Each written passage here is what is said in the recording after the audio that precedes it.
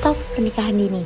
Bayangkan, di usia kalian 17 tahun, yang seharusnya kalian sebagai remaja itu belajar, sekolah, dan juga mengerjakan tugas, tapi malah ada sebagian remaja yang sudah mengurusi anak sampai membangun rumah tangga dan menghadapi konflik-konflik keluarga. Tapi pertanyaannya, apakah mereka benar-benar siap?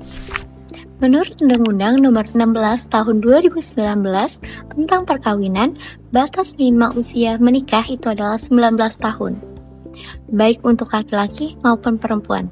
Tapi menurut BKKBN, yaitu Badan Kependudukan Keluarga Berencana Nasional, tentang program pendewasaan usia perkawinan, batas menikah perempuan itu adalah minimal 21 tahun dan laki-laki 25 tahun.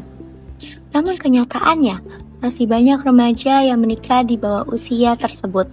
Fenomena ini disebut dengan pernikahan dini. Dan sampai sekarang masih menjadi salah satu masalah sosial di Indonesia.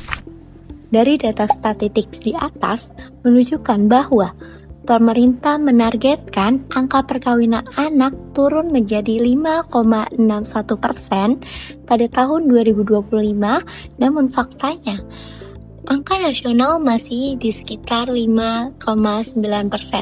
Bahkan sekitar 19% remaja Indonesia masih menikah di bawah 19 tahun. Dan dampak tersebut terlihat masih tinggi dalam angka perceraian. Itu menyebabkan 438.000 kasus di Indonesia. Ini membuktikan bahwa pernikahan dini bukan hanya urusan pribadi, tapi juga masalah sosial yang berdampak besar. Sumber masalah. Ada beberapa faktor yang menyebabkan pernikahan dini masih terjadi. Pertama, rendahnya pendidikan membuat remaja kurang memahami resiko menikah muda dan juga putus sekolah. Yang kedua adalah kurangnya pengetahuan tentang kesehatan reproduksi.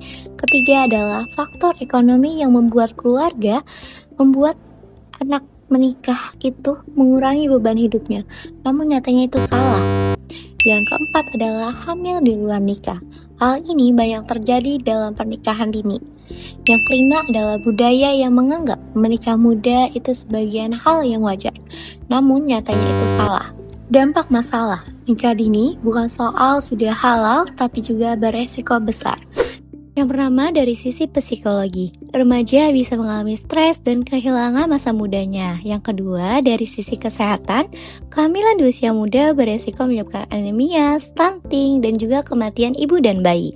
Yang ketiga, dari sisi pendidikan, banyaknya remaja yang akhirnya putus sekolah dan kehilangan kesempatannya untuk meraih masa depan yang lebih baik lagi. Lalu bagaimana solusinya? Dengan meningkatkan pendidikan, serta memperkuat edukasi terhadap kesehatan reproduksi dan juga pernikahan, serta mendukung program PUP, pendewasaan usia perkawinan dari BKKBN, karena menikah bukan soal yang cepat, bukan soal yang sudah halal, tapi soal kesiapan yang matang. Karena keputusan hari ini akan menentukan masa depan kalian. Stop pernikahan dini, lindungi masa depanmu dan generasimu.